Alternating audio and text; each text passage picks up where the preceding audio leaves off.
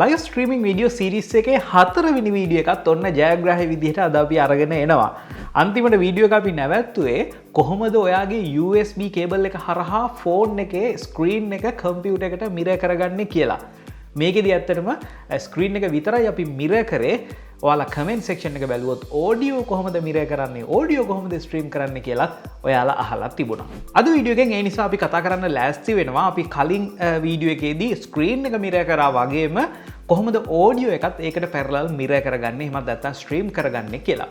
අතන මම ඔයාලට රෙකමන්ඩ් කරනවා Chanux Bro Streaming කියලා සර්ච් කරලා පළවෙනි වීඩියෝ එක, දෙවෙනි වීඩියෝ එක, තුන්වෙනි වීඩියෝ එක බලන්න. එතකොට තමයි ඔයාලට අවබෝධයක් එන්නේ YouTube, Facebook ස්ට්‍රීම් කරනවා කියන්නේ මොකක්ද? මේකට පාවිච්චි කරන softwares මොනවද? ඒ වගේම ස්ක්‍රීන් ෂෙයා කරන අන්තිම වීඩියෝ එකේදී අපි developer option වගේ දේවල් enable කරගත්තා. මේ දේවල් හැම දෙයක්ම වගේ මේ වීඩියෝ එකට වැදගත් වෙනවා. මම ආයෙ ඒවා රිපීට් කරන්නේ නැහැ. කලින් වීඩියෝ රෙෆර් කරනවා විතරයි. ඔයාලට සර්ච් කරලා ඒ වීඩියෝස් ටික බලන්න පුළුවන්. මම මේ විදිහට Google එකේ සර්ච් එකක් දානවා. එතකොට අර ස්ක්‍රීන් මිරර් කරන software එක ගැන විස්තර අපිට බලා ගන්න පුළුවන්. ඒකේ පහළට આવම ඔයාලට පේනවා ඇති audio forwarding කියලා වෙනම option එකක් තියෙනවා.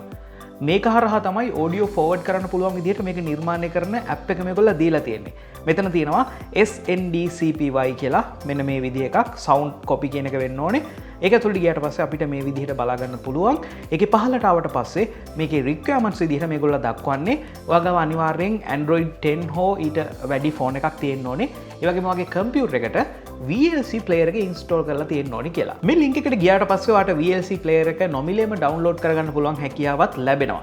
ඊට පස්සේ ඔයා පහළට ගියොත් මෙන්න මේ විදිහට zip files දෙකක් තියෙනවා. ඔයාට ADB එක නැතුව හෝ ඇතුව ඔයා කැමති විදිහකට මේක download කරගන්න පුළුවන් හැකියාවක් තියෙනවා.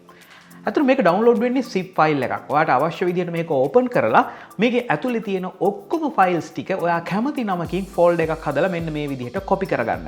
ඇත්තටම එච්චරයි කරන්න තියෙන්නේ. වෙන කරන්න කිසිම දෙයක් නැහැ. ඒ කතාව ඉවරයි. දැන් පොඩ්ඩක් මම කලින් වීඩියෝ එකේ රෙෆර් කරනවා. ඔයාලට මතකද අපි developer option කොහොමද on කරන්න කියලා? මම පොඩ්ඩක් කලින් වීඩියෝ එකේ කොටසක් දාන්නම්. මෙහෙම තමයි Android phone එකේ developer option enable කරන්නේ. මීට කලින් ඔයා Android developer settings enable කරලා නම් issue එකක් නැහැ. එහෙම නැත්නම් ඔයාට පුළුවන් settings වල about phone වල software info ඇතුලේ build number කියන එක උඩ කීප සැරයක් tap කර කර ඉන්න. එතකොට ඔයාට මේ වගේ countdown එකක් ඇවිල්ලා එහෙම නැත්නම් ඔයාගේ passcode එක ඉල්ලලා ඔන්න Android developer option enable වුණා කියලා පෙන්නනවා. ඊට පස්සේ ඔයාට පුළුවන් settings වලට ගිහිල්ලා මෙන්න මේ developer option එක enable කරන්න. මොකද USB එක හරහා ඔයාගේ laptop එකත් එක්ක communicate කරන්න පටන් ගන්න. මේ විදිහට developer option enable කරපු ඔයාගේ phone එක දැන් පුළුවන් ඔයාගේ computer එකට USB එක හරහා connect කරන්න.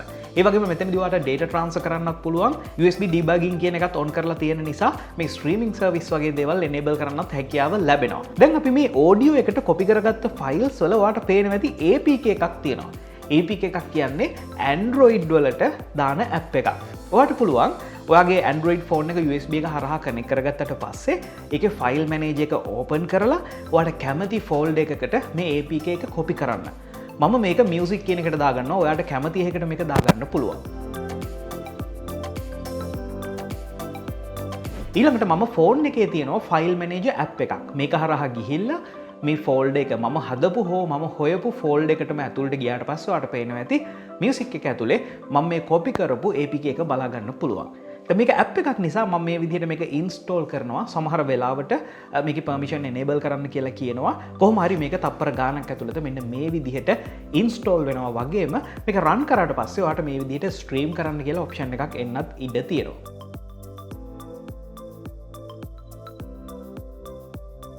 ඔන්න දැන් ඒ කොටසත් ඉවරයි. APK එකේ කොටස ඉවරයි. දැන් ගොඩක් දුරට වැඩේ ඉවරයි. දැන් අපි ඔඩියෝ එකයි වීඩියෝ එකයි එකටනේ ස්ට්‍රීම් කරන්න ලෑස්ති වෙන්නේ.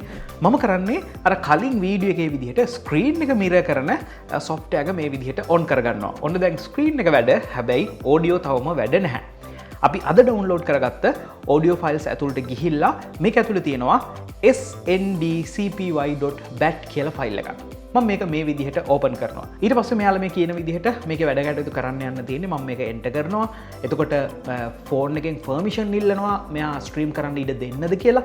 ඒකේ පර්මිෂන් දීලා එන්ටර් බටන් එක අපි ආයෙත් කම්පියුටර් එකේ ප්‍රෙස් කරලා පස්සේ ඔයාලට පේනවා ඇති වීඩියෝ එක වගේම ඔඩියෝ එකත් මේ විදිහට සිග්නල් පෙන්නනවා.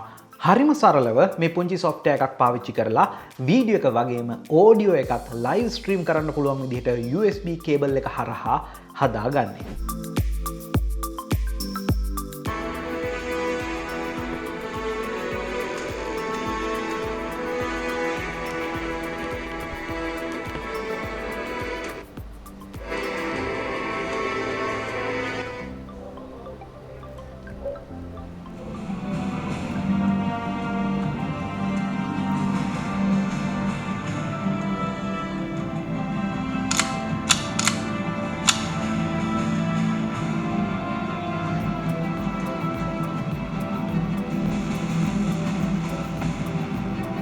මං හිතන්නේ දැන් ඔයාගේ ප්‍රශ්නෙට පිළිතුරු අනිවාර්යෙන් ලැබෙන්නේ නැති. ඔයාට මේකට තව අදහස් එකතු කරන්න තියෙනවා නම් ඔයාට ගැටලු විසඳගන්න බැරි වුණා නම් පල්ලා කමෙන්ට් සෙක්ෂන් එකෙන් දාන්න. මං වගේම මේක ගැන දන්න තවත් ගොඩක් අය ඔයාට අනිවාර්යෙන් උදව් කරයි.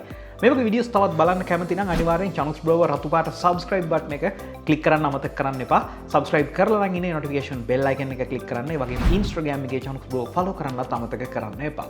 ඉතින් live streaming video series එක බලන්න සහ YouTube එකේ Chanux Blower කියලා search කරන් තවත් ගොඩාක් දේවල් ඉගෙන ගන්න පුළුවන් වෙයි. ඊගොව සිංහල Geek show එකෙන් අපි ඉක්මනට හම්බෙමු.